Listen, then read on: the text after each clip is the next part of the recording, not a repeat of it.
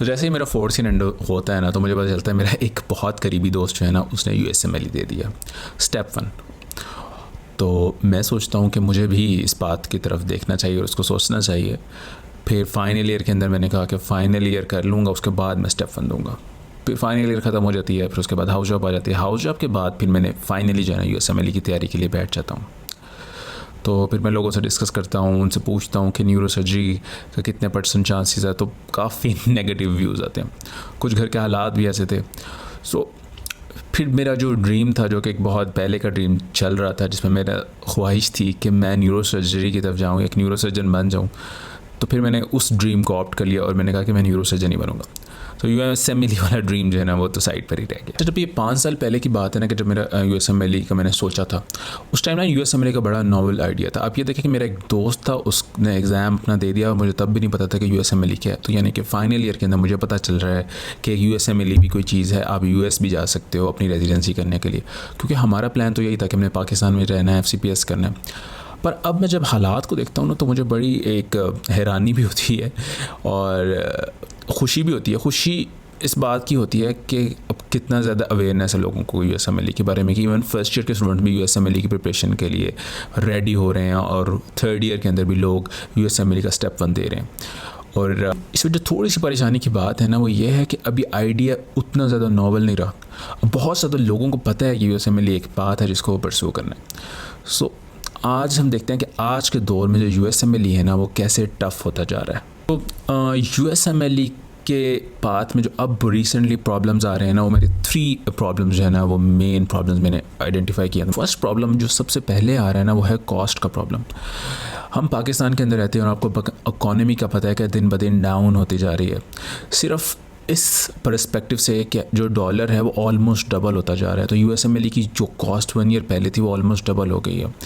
तो जो कॉस्ट है ना, वो एक बहुत ज़्यादा ह्यूज फैक्टर आ रहा है। और इवन US के अंदर भी इन्फ्लेशन है, चीज़ें हैं, उसकी वजह से भी कॉस्ट अप होती जा रही है। कुछ एग्ज़ाम की भी रिसेंट फ़ीस बढ़ी है। तो कॉस्ट वाला जो एक फैक्टर है ना, वो सबसे बड़ा प्रॉब्लम है जो हम फेस कर रहे हैं। जो हमारा सेकेंड प्रॉब्लम है, वो ये है कि आहिस्ता आहिस्ता ना बहुत सारे लोग USMLE पाथ की तरफ डाइवर्ट हो रहे हैं। इतना ज़्यादा कंपटीशन फेयर्स है, तो इस बात से अंदाज़ा करें कि इस पाकिस्तान में ना 700 से ज़्यादा स्टूडेंट इस साल सिर्फ मैच हुए हैं।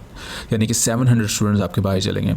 और KE, डाओ और आगा खान, इन तीनों से 70+ स्टूडेंट्स जो है ना गए हैं ईच मेडिकल कॉलेज से।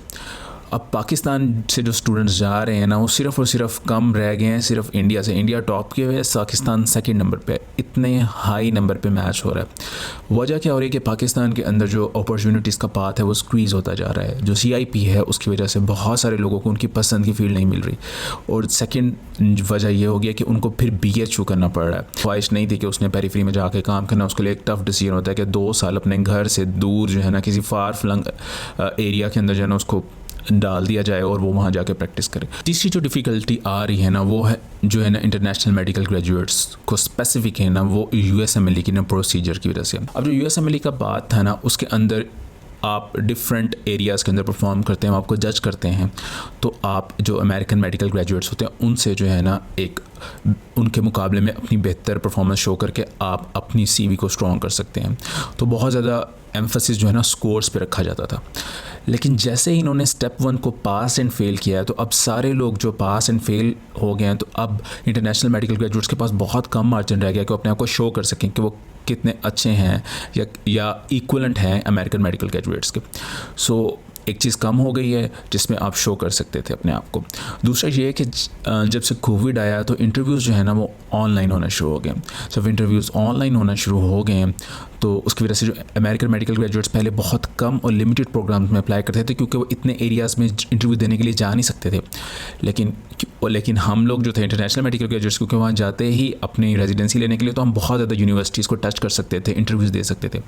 अब इस वजह से क्या हुआ है कि अमेरिकन मेडिकल ग्रेजुएट्स जो है ना, वो बहुत जगह अप्लाई कर रहे हैं। सो उनके एप्लीकेशन ज़्यादा होने की वजह से जो हमारी स्पॉट्स हैं वो कम होते जा रहे हैं मुख्तलिफ यूनिवर्सिटीज़ में। जो सारे प्रॉब्लम्स आते हैं उसकी वजह से आपको परेशान होने की ज़रूरत नहीं है। जहाँ प्रॉब्लम आया है ज़िंदगी के अंदर ना, वहाँ कोई सलूशन भी होता है। आपने जस्ट ढूंढना होता है। हो सकता है सलूशन जो है ना जस्ट आपके सामने हो, आपने बस आंखें खोलनी हो। तो सबसे पहला जो प्रॉब्लम हमने फेस कर रहे थे ना वो था कॉस्ट का। देखिए कॉस्ट एक हकीकत है, तकरीबन आपको $15,000 से $20,000 टोटल प्रोसेस के लिए चाहिए होंगे।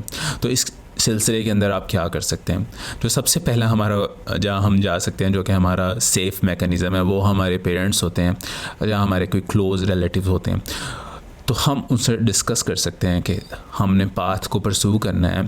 तो अगर फर्स्ट ईयर में, हम सेकंड ईयर में, थर्ड ईयर में जितने हैं, तो हम वाई नॉट कि हम मनी थोड़ी सी सेव करना शुरू कर दें अपने पेरेंट्स से, आप कह सकते हैं, ताकि जब आप इस पाथ पे जाएं तो आपके पास एक डिसेंट अमाउंट पड़ी हो उस पाथ को एटलीस्ट स्टार्ट करने के लिए। अगर हम कॉस्ट को देखें तो यूएसएमएल की कॉस्ट बहुत ज़्यादा है, ये बात तो हकीकत है ना। लेकिन अगर आप जैसे ही अपना स्टेप 2 कर लेते हैं, आपकी रेजिडेंसी मिल जाती है, आपकी 5,000 से 6,000 के अराउंड जो है ना पर मंथ पे आना शुरू हो जाती है। तो बहुत जल्दी जो आपने डेट लिया होता है ना, आप उसे क्लियर आउट कर देते हैं। और अगर बहुत जल्दी भी नहीं क्लियर तो आप ईजिली जो है ना उसको चीज़ों को क्लियर आउट करना शुरू कर देते हैं। मुझे याद है कि मेरा एक दोस्त था, उसने गाँव के चौधरी से जो है ना वो लिया था, अपना डेट लिया कि मैं यूएसएमएल ही करूँगा, और अल्हम्दुलिल्लाह ना वो फेलोशिप कर रहा है। तो इस तरह के आपको बहुत सारी एग्जांपल मिलेंगे। मेरा एक और दोस्त है, उसके मतलब कोई चौधरी वगैरह नहीं था, वो गांव की बजाय शहर में रहता था। तो यहाँ उसने अपने एक अंकल से बात की कि वो अंकल थोड़े वेल ऑफ थे, तो उनसे कहा कि मैंने जाना है। तो उसने अपने अंकल से उधार लिया और फिर अब वो भी वहाँ यूएस के अंदर जो है ना रेजिडेंसी करने के बाद फेलोशिप कर रहा है। ये है कि आपने अमाउंट सेव कर ली अपने पेरेंट्स को कह के, अपने रिलेटिव्स को कह के। लेकिन आजकल के दौर में जहाँ पाकिस्तान की जो डिवेल्यूएशन हो रही है, we have to make sure कि हमने जो सेविंग किया है वो आगे 2 या 3 ईयर्स के अंदर वो इसकी इतनी डेप्रिसिएशन ना हो जाए कि हमें फिर जो है ना उसके पेनीज़ मिल रहे हों डॉलर्स की बजाय। सो इस सिलसिले के अंदर जो है ना हमें कुछ ना कुछ स्पेशल करना पड़ेगा। ये जो स्पेशल करना है ना वो मैं आपको बाद में बताता हूँ। जो फैमिली और रिलेटिव्स के अलावा जो है ना आप क्या कर सकते हैं, हर बंदा जो है ना पढ़ाई के अलावा कुछ ना कुछ अपनी हॉबीज़ में इन्वॉल्व होता है। तो क्यों ना हम अपनी एक हॉबी को ना बेहतर इंप्रूव करें और उसको एक स्किल में कन्वर्ट कर लें, और फिर उसको स्किल को ना हम एक फ्रीलांस प्लेटफॉर्म पर प्रेजेंट करें और वहाँ से हम अर्निंग शुरू कर दें। अब फ्रीलांस प्रोजेक्ट्स जब हम करते हैं तो उसकी सबसे जो अच्छी बात होती है वो ये होती है कि जो हमारी पेमेंट होती है उन डॉलर्स में होती है। तो क्यों ना हम उन डॉलर्स में से जो सा हमारा खर्चा उसको निकाल लें, तो एक तो थोड़ा बहुत खर्चा भी निकलेगा, और जो हमारी सेविंग है उसको हम डॉलर्स में ही रखें, ताकि जब हमारे एग्ज़ाम की हमने फ़ी देनी हो तो हम बिल्कुल जो है ना बेसहारा ना हो। हॉबीज़ का मैं आपको क्यों कह रहा हूँ, देखिए हर जो बंदा होता है ना उसको अंदर जो है ना आहिस्ता आहिस्ता MBBS में ना थोड़ी स्टीम बिल्डअप होने शुरू हो जाती है। तो उसको ब्लो करने के लिए हमें जो है ना थोड़ा सा ना कोई हॉबी चाहिए होती है, ताकि जो है ना जो हमारी एक्स्ट्रा एनर्जी है वो थोड़ी सी डिसिपेट हो जाए। तो अगर वो आपकी हॉबी है और आपको अर्निंग भी देगी तो इस तरह ये होगा कि आप इंजॉय भी कर रहे होंगे, आपके एक्स्ट्रा टाइम में आप एक अच्छा वक्त भी गुजार रहे होंगे, और दूसरा ये है कि साइड पे आपकी अर्निंग भी हो रही होगी। अगर आपको लगता है कि आप फ्रीलांसिंग करेंगे तो आपका टाइम ज़ाया हो जाएगा, तो फिर एक नेक्स्ट तरीका ये हो सकता है आप ट्यूटरिंग करना शुरू कर दें। ट्यूटरिंग भी आप इवन पाकिस्तान में भी कर सकते हैं, आउटसाइड भी कर सकते हैं, तो उससे भी आपकी अर्निंग हो सकती है। तो ये एक समथिंग एक एक्स्ट्रा है जो आपको हेल्प कर सकती है इन द लॉन्ग। अगर आपने यूएसएमएल की अपनी कॉस्ट खुद से देनी है और आपको पता है कि आपकी रिसोर्सेज लिमिटेड है, तो आपको start of the first year या start of the second year, आपको थर्ड ईयर, जब भी आप have to work on this, ताकि जब टाइम राइट हो आपने अपना व्यूअर लेना, अपने रिसोर्सेज लेने, अपनी एग्ज़ाम की फ़ी लेने, आपके पास कुछ ना कुछ अमाउंट सेव हो। अब ना टाइम थोड़े चेंज हो रहे हैं, ये टाइम जो है ना प्रेजेंट टाइम्स के अंदर क्विकली जो है ना इवॉल्व हो रही हैं चीज़ें इतनी तेज़ी से बदल रही हैं कि एक दिन जो है ना कोई नई चीज़ आ जाती है और वो आप उसको सीखते हैं, समझते हैं, अगले दिन कोई नई चीज़ आ जाती है। तो इस ड्यूरेशन के अंदर you have to have a stream of income जो आपको जो है ना हेल्प आउट कर दे इस सारे प्रोसेस में। तो पहला तरीका तो यह है कि जो सी आपकी सेविंग है उसको आप किसी तरह जो है ना वो डॉलर्स के इक्विवेलेंट करें, या दूसरा तरीका यह है कि आप जो है ना गोल्ड ले लें। गोल्ड जो है ना उसकी वैल्यू इतनी ज़्यादा नहीं गिरती, तो वो ऑलमोस्ट स्टेबल रहती है। तो अगर आपने जो अमाउंट सेव किया उसको गोल्ड में कर लिया है और उसको फिर आपने कन्वर्ट बैक करवाना है, तो वो मेरा ख्याल है कि वैल्यू इतनी ज़्यादा नहीं गिरेगी आपकी। और अगर आपने यूएसएमएल के लिए फ़ी लेनी है ना, तो पहले आपको कुछ ना कुछ करना पड़ेगा। यानी कि आप एग्ज़ाम की प्रिपरेशन कर रही होंगे, आप पढ़ाई कर रहे होंगे, तभी आपकी फैमिली आपको सपोर्ट करेगी। ऐसा बहुत मुश्किल है कि आप कहें कि जी आज से मैंने यूएसएमएल की तैयारी करनी, और आपकी फैमिली को नहीं पता, तो आपको थोड़ा बहुत उनको पहले ही बता देना चाहिए कि यार कि मेरा ये प्लान है और मैंने इस पर अमल करना है, और फिर साथ अपने एक्स्ट्रा चीज़ें भी करें ताकि उनको पता चले कि आप इस प्लान के बारे में सीरियस हैं। तो दूसरा जो प्रॉब्लम था वो था कि अब जो है ना हमारे बहुत ज़्यादा स्टूडेंट्स जो है ना परस्यू करें। ये एक प्रॉब्लम भी हो सकता है, और अगर आप इसको देखें दूसरी साइड पे तो ये एक हेल्पिंग फैक्टर भी हो सकता है। अगर 700 मेडिकल स्टूडेंट्स पाकिस्तान के ग्रेजुएट्स अगर IMGs बाहर जाके रेजिडेंसी में मैच हो गए हैं, तो इसका मतलब है आपके बहुत ज़्यादा कॉन्टैक्ट्स हो सकते हैं। कहीं में कोई बंदा पढ़ रहा है ना, तो उसके 70 पोटेंशियल जो है ना कॉन्टैक्ट्स हैं जिनको वो यूज़ कर सकता है और अपनी रेजिडेंसी के मैच में ना वो उनकी हेल्प ले सकता है। इसके अलावा अपने आप को थोड़ा सा जो है ना उनके साथ इन टच रखें और उनसे पूछें कि क्या उनका प्रोसेस था, उनका क्या जर्नी था, कैसे वो गए, कैसे उन्होंने स्टैंड आउट किया, कैसे उन्होंने मैच लिया। तो जब आप ये सारी चीज़ें लेंगे ना, तो आपकी जो बहुत ज़्यादा लोग जा रहे हैं ना, वो जो प्रॉब्लम है ना, वो असल में वो सोल्यूशन बन जाएगा। सो बजाय इसके कि हम ना नेगेटिव एक माइंडसेट के साथ जाएं कि ये बुरा है, आपको अपने जहन के अंदर एक बात रखनी है कि अल्लाह ताला की ज़मीन के अंदर ना रिसोर्सेज की कमी नहीं है। आप किसी बंदे का ना रिसोर्स उससे नहीं ले सकते और कोई बंदा आपका रिसोर्स नहीं ले सकता, ठीक है। ये सिर्फ एक इल्यूजन है। यहाँ प्लेंटीफुल चीज़ें हैं इस दुनिया में। अगर आप देखें तो जिनके पास दौलत है वो इतनी दौलत है कि वो संभाल नहीं सकते, लेकिन अगर वो अपनी दौलत को अच्छी तरह यूटिलाइज़ करें तो कितने लोगों का फ़ायदा हो सकता है। तो आपने उन लोगों को अपना हर्डल समझने के बजाय ना अपनी लैडर समझनी है कि यार इनकी मैं हेल्प लेकर मैं आगे जा सकता हूँ। और ख़ास तौर पे वो लोग जो कि आपके साथ एग्ज़ाम की प्रिपरेशन करें, वो आपके कंपटीटर नहीं हैं, वो आपके ब्रदर इन आर्म्स हैं। मीनिंग कि एक बंदा अपने मुल्क से उठ के दूसरे मुल्क जा रहा है रेजिडेंसी करने के लिए, तो वो कैसे कंपटीटर हो सकता है? वो तो आपका भाई है जो आपकी हेल्प कर सकता है, आप उसकी हेल्प कर सकते हैं। कुछ चीज़ें वो आपको बता सकता है, कुछ चीज़ें वो आपको बता। तो ये बेसिकली एक प्रॉब्लम है ही नहीं, ये बेसिकली एक कन्वीनियंस है। तीसरा प्रॉब्लम था ना, वो एक प्रॉब्लम है जो कि जेन्युइन है। सो स्टेप 1 नहीं है, और AMGs जो है ना अब वो बहुत ज़्यादा इंटरव्यूज़ दे रहे हैं। तो इस सिलसिले में हम क्या कर सकते हैं? तो हम स्टैंड आउट कर सकते हैं। तो 5 चीज़ें जो है ना वो आपको स्टैंड आउट करने में हेल्प करेंगी। जो सबसे पहले है ना वो है आपका स्टेप 2 का स्कोर। आपका स्टेप 2 का स्कोर अच्छा है, उनको पता चलता है कि ये बंदा जो है ना नॉलेज वाइज जो है ना डेफिशिएंट नहीं है, और जितना अच्छा स्कोर है इसका मतलब उसका नॉलेज उतना अच्छा है।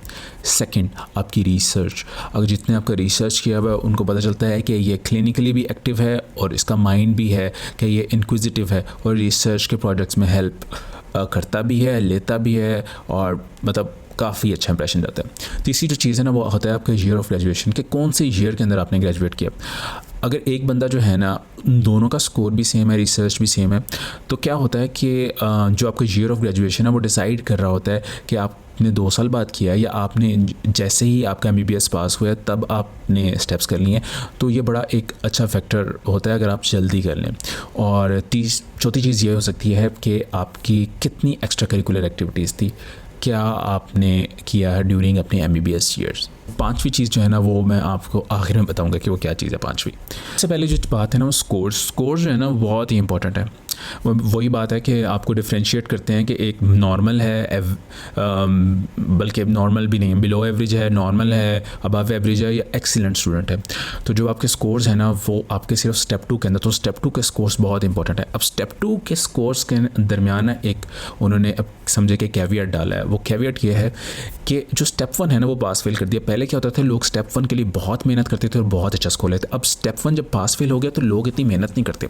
स्टेप 1 जो है ना वो आपकी बेसिक्स है, अगर आपने उसमें मेहनत नहीं की ना तो आपका स्टेप 2 का स्कोर बहुत मतलब चांसेस होते हैं कि आपके कम आए, क्योंकि स्टेप 1 जो है फाउंडेशन है। तो आपने अपने स्टेप 1 को अच्छी तरह प्रिपेयर करना है ताकि आप स्टेप 2 में अच्छा स्कोर ले सकें। और स्टेप 2 के अंदर ऑलरेडी फिर आप पढ़ेंगे तो ये नॉलेज जो है ना इंटीग्रेट होगा। इसके अलावा मतलब स्टेप 3 होगा, स्टेप 3 के अंदर भी आपके स्कोर जो है ना वो मैटर करते हैं। बेसिक इतने ज़्यादा मैटर नहीं करते लेकिन कुछ ना कुछ मैटर ज़रूर करते हैं। तो ये दोनों चीज़ें ना स्टेप 2 और स्टेप 3 के स्कोर ये डिफ्रेंशिएट करेंगे एक एवरेज स्टूडेंट को और एक एक्सीलेंट स्टूडेंट को। दूसरी चीज़ आ गई रिसर्च। अफसोस के साथ एज अ पाकिस्तानी स्टूडेंट हम बहुत ज़्यादा डेफिशिएंट है। उसकी वजह यह है कि हमारे एज सच इस तरह करके कोई सोसाइटीज़ या ना हम इतने इंक्विजिटिव हैं, दूसरा हमारे रिसोर्सेज भी बड़े लिमिटेड होते हैं, डाटा की हमें जो है ना एक्सेस नहीं होती। तो ये सारी चीज़ें मिला के ना जो रिसर्च का पॉइंट है ना वो बहुत ज़्यादा हमारे लो हैं। लेकिन पाकिस्तान के अंदर कुछ जो मेडिकल स्टूडेंट्स हैं उन लोगों ने अपनी फाउंडेशंस बनाई हुई हैं, तो वो क्या करते हैं कि वो रिसर्च के टॉपिक को पढ़ाते भी हैं, कैसे बताते हैं कैसे आपने कंडक्ट करनी है रिसर्च। उसके अलावा अपने साथ मिला के वो रिसर्च भी करा सकते हैं। तो ये जो सोसाइटीज़ होती हैं इनको आप ज्वाइन कर सकते हैं कि वो आपको हेल्प कर सकते हैं विद द रिसर्च प्रोजेक्ट। सो अभी रिसर्च के टॉपिक पे वीडियो बनाएंगे तो उसको थोड़ा और डिटेल से देखेंगे कि हम क्या क्या पॉइंट्स कर सकते हैं कि हम एक रिसर्च जो है ना हमारी वाइज हम स्ट्रॉन्ग हो जाए। तीसरा पॉइंट्स था कि आपका ईयर ऑफ ग्रेजुएशन क्या है। तो ईयर ऑफ ग्रेजुएशन मैंने आपको पहले ही बताया कि डिपेंड करता है कि आपने कब स्टेप 1 या स्टेप 2 या कब आप एमडी हुए हैं। एमडी होते हैं जब आपने स्टेप 2 दे दिया होता है। तो कितने ईयर्स आपको लगे हैं आपकी ग्रेजुएशन के बाद। कुछ लोग जिन्होंने स्टेप 1 जो है ना MBBS में पहले ही किया होता है, जब स्टेप 2 वो करते हैं तो वो फ़ौरन MBBS में फाइनल ईयर में दे देते हैं। तो वो जैसे ही पास आउट होते हैं तो बेसिकली वो MD ग्रेजुएट होते हैं। तो उनका ईयर ऑफ ग्रेजुएशन जो है ना वो ऑलमोस्ट ज़ीरो होता है। मतलब जैसे ही MBBS होता है तो वो MD होते हैं। तो ये एक बहुत यानी कि अच्छी चीज़ समझी जाती है कि बच्चा जो है ना इतना ज़्यादा एनर्जेटिक था और उसने बिल्कुल टाइम वेस्ट नहीं किया। और जितना आगे होता रहता है 5 ईयर 10 ईयर्स उतना आपके चांसेस लो होते रहते हैं। ऐसा नहीं है कि 5 या 10 ईयर्स वाले का मैच ना हो। मैच ऑलमोस्ट हर किसी का हो जाता है, कोशिश पर डिपेंड करता है। कुछ लोगों को बहुत साल लग जाते हैं, कुछ लोगों को कम साल लगते हैं। लेकिन इस बात की है कि जितना जल्दी आप कर लेंगे ना उतना आपका अच्छा जो है ना इम्पैक्ट जाएगा। सो ईयर ऑफ ग्रेजुएशन भी ना एक इंपॉर्टेंट चीज़ है। ईयर ऑफ ग्रेजुएशन के लिए आप क्या सकते हैं कि आपकी USMLE की पढ़ाई जो है ना वो आपकी स्टार्ट ऑफ द MBBS होनी चाहिए। मैं हर वीडियो के अंदर बस एक बात बताने की कोशिश करता हूँ कि इस बात में अगर आपने जाना है तो अर्ली प्रिपरेशन जो है ना वो आपको फ़ायदा देगी और लेट प्रिपरेशन जो है ना वो आपको हर्ट करती रहेगी। तो ये वो बंदा बता रहा है जो फर्स्ट हैंड एक्सपीरियंस से आपको बता सकता है कि उसने देखा भी अपने स्टूडेंट्स के साथ कि क्या होता है कि जितने लोग जल्दी कर लेते हैं वो जल्दी रेजिडेंसी के पाथ पे चल जाते हैं और जितना लोग लेट होते रहते हैं उनको डिफ़िकल्टी बढ़ती रहती है उनके लिए। और जो चौथी चीज़ थी वो थी सोसाइटीज़, यानी कि एक्स्ट्रा करिकुलर एक्टिविटीज़। तो सोसाइटीज़ आप ज्वाइन करेंगे तो ये पता चलता है कि सिर्फ़ और सिर्फ वो किताबी खीरा नहीं है, उसमें लीडरशिप क्वालिटीज़ भी हैं, उसके अंदर जो है ना कम्युनिकेशन स्किल्स भी हैं। तो ये बहुत ज़्यादा ज़रूरत है उनको, ताकि क्योंकि वो एज अ टीम लीड कर रहे होते हैं। जितना आप सोसाइटीज़ के अंदर पढ़ लेंगे उतना जो है ना आपकी CV स्ट्रॉन्ग होती रहेगी। उनको शो करेगी कि ये बंदा जो है ना इज़ अ लीडर, एंड उनको ऐसा बंदा बहुत पसंद होता है। और 5वीं चीज़ जो मैंने आपका था बाद में बताऊंगा वो है कि आप कितने इलेक्टिव्स करते हैं और आपके कितने US के अंदर कॉन्टैक्ट्स हैं। ये दो चीज़ें अलग हैं।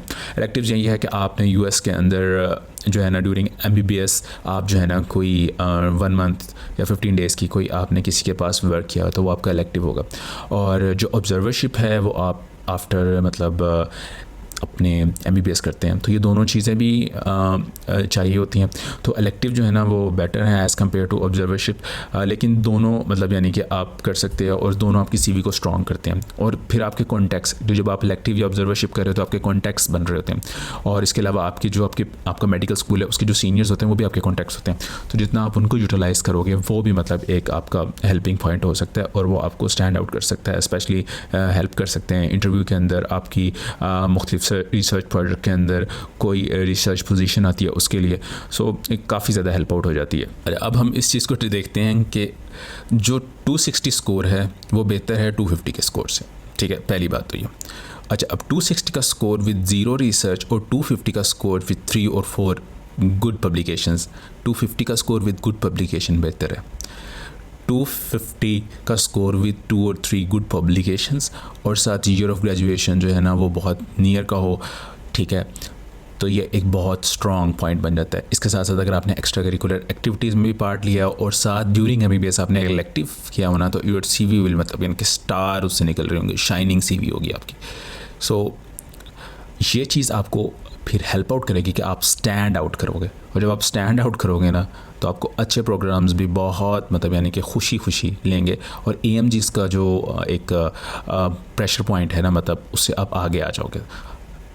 चलो आगे नहीं भी आते ना एटलीस्ट बराबर आ जाओगे। USMLE में स्टेप्स करें, पढ़ाई करें, मज़े करें, मौजे करें और इसके अलावा जितनी भी जो है ना सोसाइटीज़ हैं उनको ज्वाइन करें ताकि आपकी लाइफ भी इंटरेस्टिंग रहे। सिर्फ पढ़ाई नहीं है, साथ साथ इंटरेस्टिंग भी अपनी लाइफ बनानी है। सो वो कहते हैं ना कि अगर आपने माउंट एवरेस्ट के मिड पे जाना हो तो आपको थोड़ी सी मेहनत तो करनी पड़ेगी लेकिन थोड़ी सी कम मेहनत करनी पड़ेगी एज़ कम्पेयर टू उसके कि अगर आप माउंट एवरेस्ट के टॉप पे जाना चाहते हैं। डिपेंड करता है कि आपके क्या ड्रीम्स है। सो हमारे ड्रीम बहुत बड़े हैं तो हमें प्रॉब्लम्स उसी तरह आ रहे हैं, लेकिन प्रॉब्लम्स को फेस करके लोग हैं माउंट एवरेस्ट को उसको क्लाइम करते हैं। सो हम भी USMLE को क्लाइम करेंगे और बहुत अच्छी तरह क्लाइम कर सकते हैं। कॉस्ट वाला फैक्टर है ना वो बहुत एक इंपॉर्टेंट फैक्टर है और इतनी ज़्यादा ह्यूज अमाउंट देना जो है ना वो काफ़ी मुश्किल है। 15 से $20,000 ये मतलब टोटल कॉस्ट आपकी लग सकती है। अच्छा, लेकिन जो है ना हम किस तरह जो है ना अर्न कर सकते हैं मनी ड्यूरिंग MBBS के, हम थोड़ी बहुत सेविंग भी कर सकें अपनी और थोड़ा सा अपना ख़र्चा भी कर सकें। तो उसके लिए मैंने एक वीडियो बनाई है जिसका मैं लिंक इधर दे दूँगा, आप इस वीडियो को चेक कर सकते हैं। अंटिल नेक्स्ट टाइम, अल्लाह हाफिज़।